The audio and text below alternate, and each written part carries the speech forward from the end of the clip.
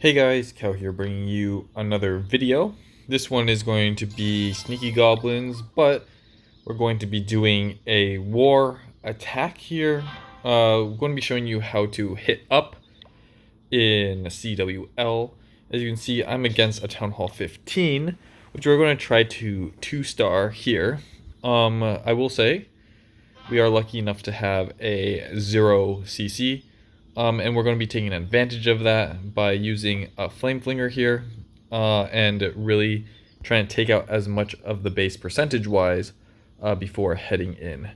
Our composition is not 6 wall breakers, the rest sneaky goblins. We have all heroes, and flame flinger, as well as 1 jump to get into the middle of the base, and as well as some invisibility spells. You want to save 1 invisibility spell probably for the middle right here, and 2 for the town hall. So you want to make sure that you're not being too aggressive with your invisibility spells. Really try to have at least 4 or 5 when trying to get into this town hall. Pretty much we're trying to just get all these storages and collectors so that our sneaky goblins can start picking off various parts of the base. If you do go against a town hall with a CC, of course, do not lure it, and you should use your hero and CC before starting your sneaky goblins. For if you do it afterwards, you might have lured the CC and your heroes can't get as much percent, or you may have triggered some what are they called, the skeleton traps. And through luring skeleton traps, you might lose out on some percent as they go and take you out. So for this video, we're going to be going from the bottom here with the flame flinger, because that's where we'll get the most value out of it, as there's nothing that really hits our flame flinger until we hit these mortars and expos. But if this was full, let's say the CC was full, and we wanted to take another approach, we'd probably come from one of these angles, or maybe even the eagle, and maybe use our heroes to take out some of these mortars that could threaten us. So we're just going to let this chill a bit. You don't want to take too long, of course, because of time. So we're just going to let this flame flinger hit a bit of things, go a little bit deeper, and then we're going to start sprinkling in some goblins like this. We're pretty much doing this all around the base because we want to take away anything that will hit our well, it looks like our flame flinger is getting taken out right here, but we want to make sure that we take away all the things that our goblins could hit, and then sending in our heroes to pick up things that they cannot hit, making sure that we get the most value out of our heroes here. I'm going to save my warden, because saving your warden for specifically the town hall, maybe allowing your warden to help get your goblins through to that part of the base, is very helpful. So we're just going to send in these goblins to take out a little bit of the base. It looks like this base is a lot lower on the defensive side than I thought initially. It looks like our heroes here are just going to kind of clear out a lot of this base. But still, without the help of our goblins and heroes, we wouldn't be able to get very far here. So we're going to start clearing out everything just like this, taking out all these buildings that have storages in them or compartments. We're going to send in our goblins like this. The composition I have here is kind of a blanket composition. We're just going to send in a bunch of goblins like this. Come on, Warden, get there, get there. Warden is being a little slow with us, and that because of that, hopefully we don't fail. But that Warden really lagged behind, kind of made it so that we couldn't get those done right away. But it looks like we'll take all that out, and then you can just sprinkle everything along the outside like this.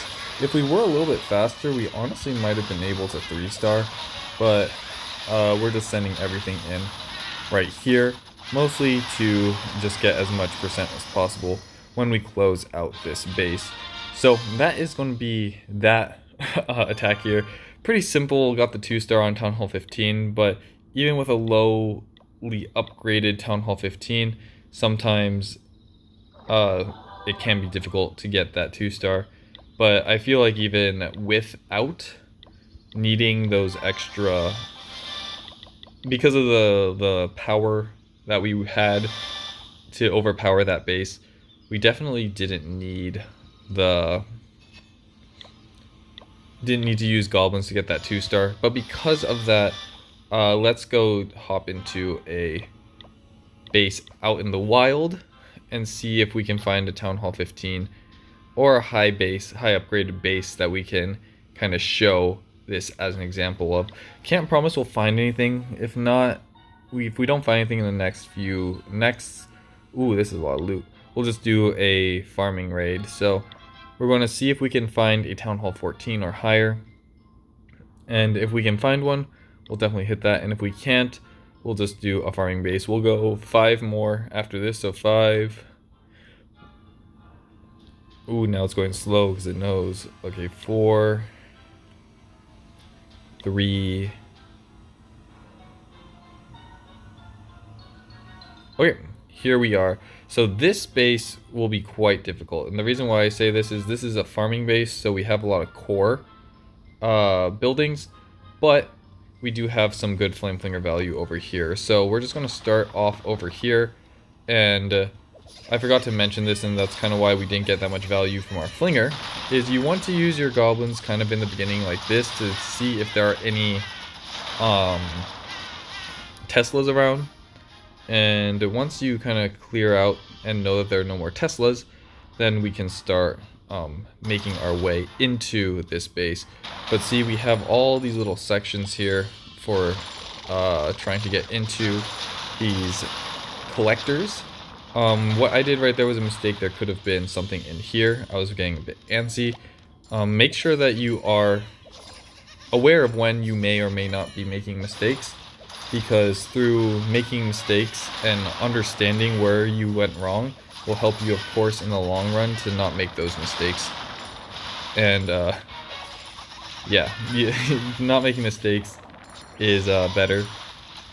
Or making mistakes is fine, but make sure that you're learning from it. I'll make sure to check where this CC is before going in like that. So here we're going to go straight into this. I'm hoping to get this eagle. I'm hoping that this king can get some of these core storages here. And of course, the higher level your heroes are, the easier it will be. But just making sure that you can giving your as long as you're making sure that you're giving your heroes the most opportunity for them to thrive, you'll notice a lot more success in your attacks. Whereas, like, if you do things in the wrong order, even with very high level heroes, you can mess up and lose a lot of progress just through doing things in the wrong order. Like, it doesn't matter how strong your heroes are, because if you lure out a CC, they will, of course, go down. So here we are going to snipe out this, and then we'll snipe out this. Our flinger has gone down. We're approaching this 50%. Boom. And now we can hop on over into here. This does take as you can see, we are approaching the end of our time here. And that will be something that you will notice as you do this attack, is that you will cut very close to time. And if your heroes have not done enough work to kind of make sure that you get past 50%, you'll notice, like right here, you will run out of time. And that is just how it is, but we're mostly trying to get that 2-star, not trying to get those 3 stars. But just like that, that's how you uptrade into Town Hall or just anything higher up than you. You can do this at anything at Town Hall 11 and higher. Of course, the lower Town Hall you are, the less troop space you have, the lower level heroes you have. So of course, if you're at Town Hall 11, I wouldn't recommend hitting a Town Hall 15. But you can definitely try, and if the base is good enough, like if we go here, I haven't looked at any of these bases, so hopefully we find a good example here. But this is a pretty okay example here, where you see all the, there's no, if we just like look at this base here, and we look at where the loot is located, I'm showing you right now where it is not.